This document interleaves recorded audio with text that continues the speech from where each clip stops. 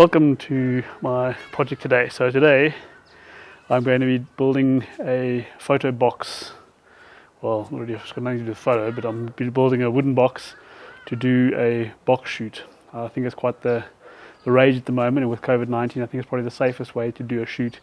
Minimal props, a little bit of stuff to sanitize between each child. So this is for a school shoot I'm going to be doing this for. So I decided I'm going to have to build my own box. I've had a couple of ideas on how to do it. The main one was to make sure the dimensions of the box would actually fit into my car. So let me introduce you to my Bucky car. You understand, this is my Bucky car. I say Bucky car because when I bought this baby, the number one factor for buying it was loading capacity. And if you look at the rear of Etios, this has got a nice square boot, and you can fit maximum loading capacity. So your internal capacity fits the loading hatch area. If you look around the size of the boot here, a lot of cars come in quite sharp at the bottom here, and so it minimizes your entry space for whatever you load. So I measured that entry space and I made sure that's going to fit the capacity of my box. So then I got to thinking about the capacity, well, I guess just the movability of the vehicle, of the box. So I was thinking about the load capacity of the box. Moving around as a single person, setting it up, it's going to be quite difficult as a constructed item. And so I decided that we would rather do a flat pack type design. So I went over to Timber City yesterday. They advised me that plywood would probably be my strongest wood source. So this is my box waiting to happen, and I'm going to show you exactly how I'm going to make this collapsible and yet strong enough to actually handle the weight of anybody sitting on it or sitting in it, moving around in it. And so that's what we're going to do today. We're going to mount some funky little things called Titan or Titus cams. I'll show you those in a moment.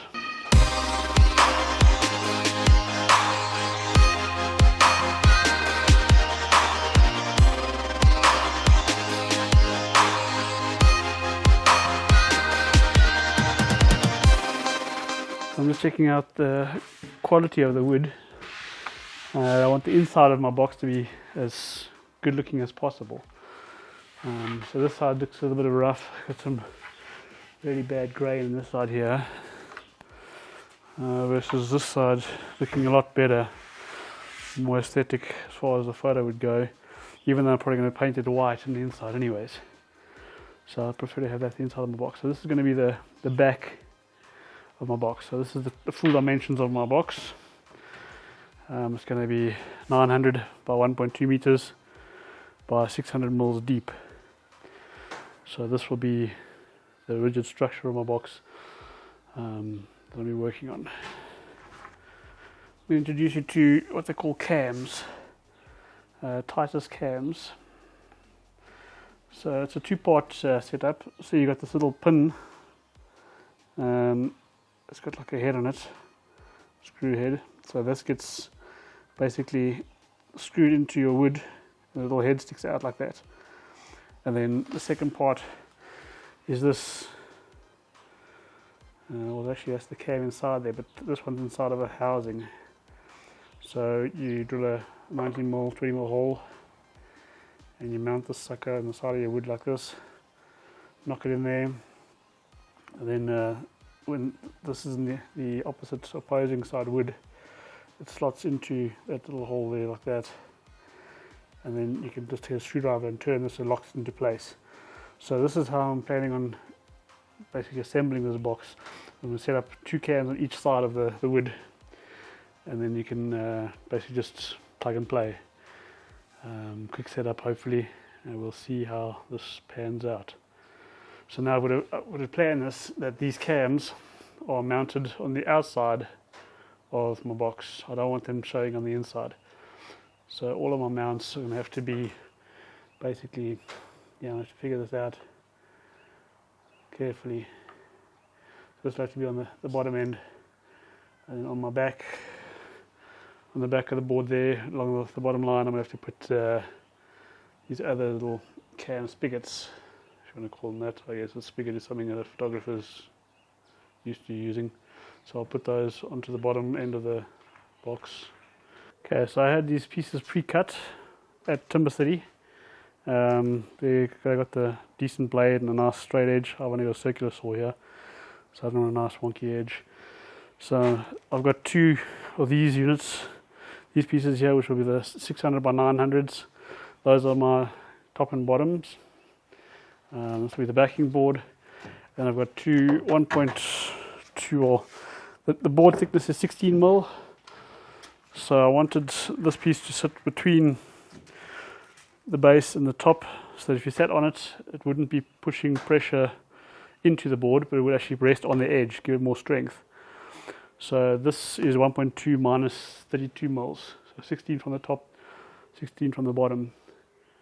So that's basically how that's going to sit in there. And then this will come onto the top here like this, with the backing board bolting in nicely like that. So that's the look we're going to go for. So as far as the dimensions go, I opted not to go for a square box.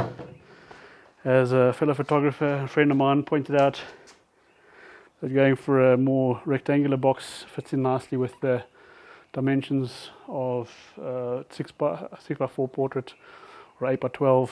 So you won't end up like with a lot of white space top and bottom of the photo. It'll fit nicely in the dimensions of the photograph, which is a great observation, something I hadn't thought of until you mentioned it to me. So that's the game plan. So I'm just making sure I've got all the stuff. I'm going to mark now where the spigots and the cams will go, and then we'll start drilling. Okay, after assessing this situation here, I decided I've turned this baseboard over and I put the actual cam into this board. So it'll go in from this side here. So the scruffy side is going to be the outer edge.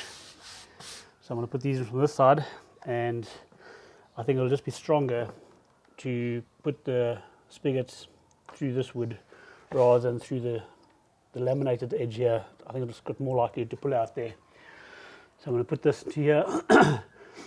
I think it'll also make it easier if all the cams are in the sides of the box, because then you can basically assemble the sides of the box and then just push the back board into everything, because this fits flush onto the back of everything. So these spigots are in here. You can kind of just stick them straight into the back. They can just slot into the back of all the sides. So I'm going to start out by measuring, with this being 900, I'll just make it an even 30-30, or at least 300 mils, depending on what we're working in.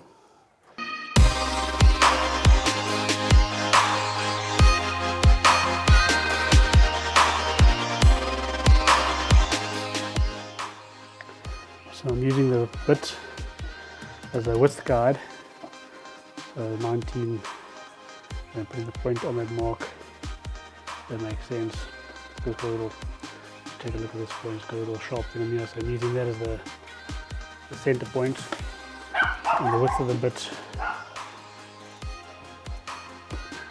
the distance.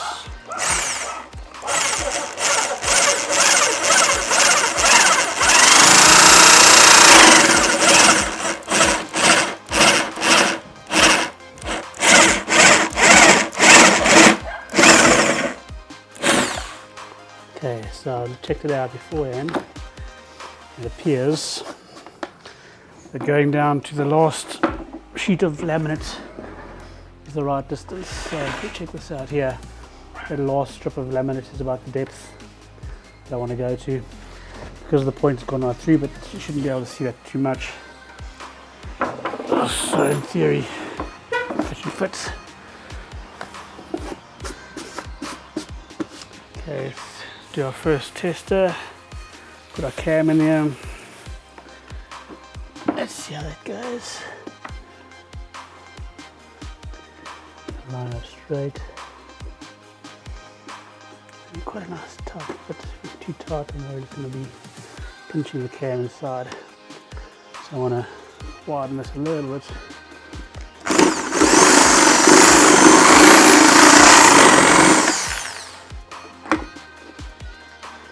Okay.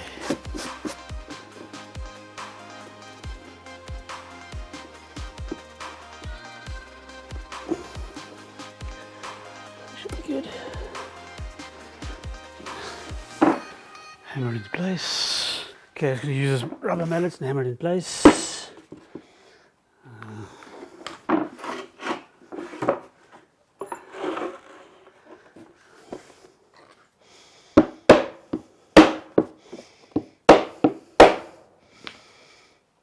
Looks good.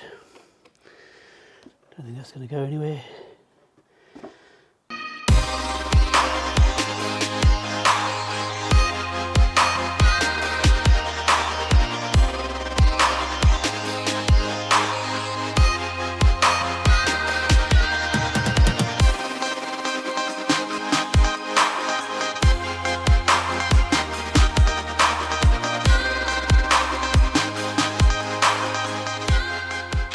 Okay, so all the gluing and stuff, the screwing and drilling is done. So I'm going to lay these out.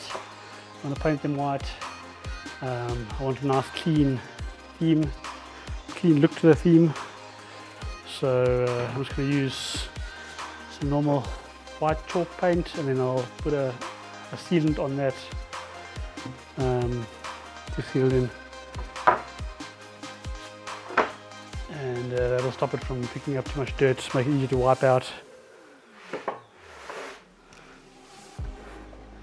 Okay, quick change of plan. I was just busy dusting off the wood, prepping it to paint, and I realised that it's a bit rough, which is going to aid in picking up of dirt. So what I'm going to do is give it a quick sand, just a light sand, just to take the roughness or the fluffiness off the wood, and then I'll give it a sand after that. So there we go.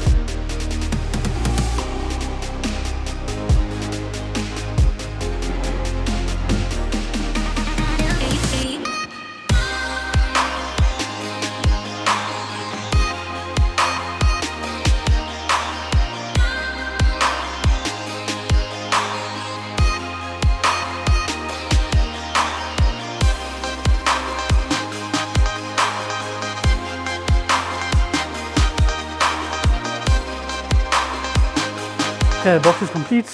I'm now gonna just set it up and we'll do a quick photo shoot. Got Malia here for our model. Everything's painted and nice and white. So what I'm gonna do to help center the box in the camera, I'm gonna put down 4 tins to put the box onto. Just to lift it off the ground a little bit. and give it some height.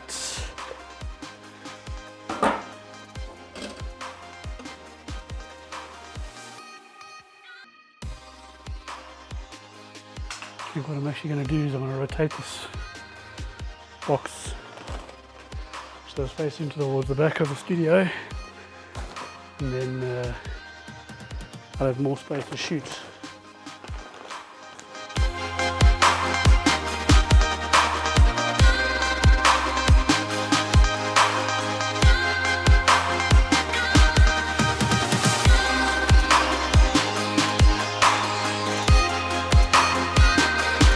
Set up a tripod quickly for my camera so I can keep the angles all straight all the time and the position exact. It will help with photoshopping later. So I'm going to set up my tripod quickly and I'll get back with you. Okay, welcome back. So I've just set up the lights now. I've got two umbrellas on the lights. I've got the box set up nice and squared up. You can see this side I've got the camera on a tripod. I've got it on manual focus so that the focusing doesn't change. When I'm taking the shots of the kids as I move around the box, it'll stay quite constant. So I just want to do a quick light test, see what kind of output we're playing with here. So it's from 8, I'm going to put it up a bit.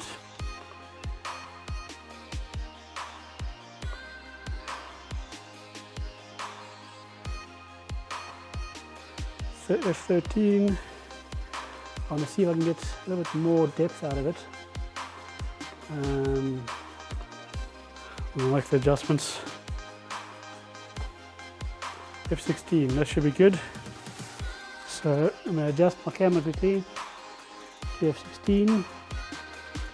I'm shooting 180th of a second, which is my sync speed. F16, 100 ISO, and that should be good. Okay, so lights all set up, everything's good to go. We'll do one quick shot of that, which will then calibrate my white balance for post-processing. I'll put the trigger in first, it always helps.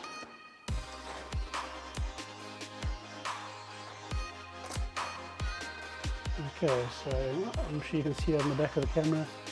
If I quickly play that, that's basically what my box will look like. And with my color checker in it.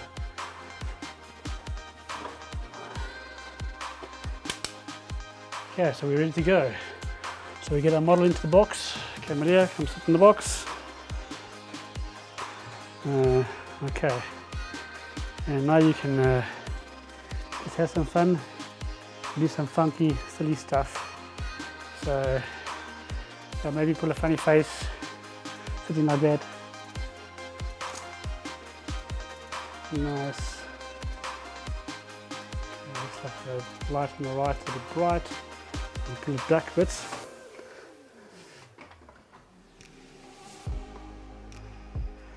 Should balance out the shadows a little bit more. I'm going to pull in this light on this side in a little bit too, just to compensate for the shadows on the other side.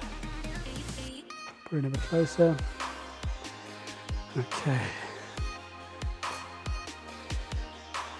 That looks better. The shadows are a bit softer on the outer edge. Okay.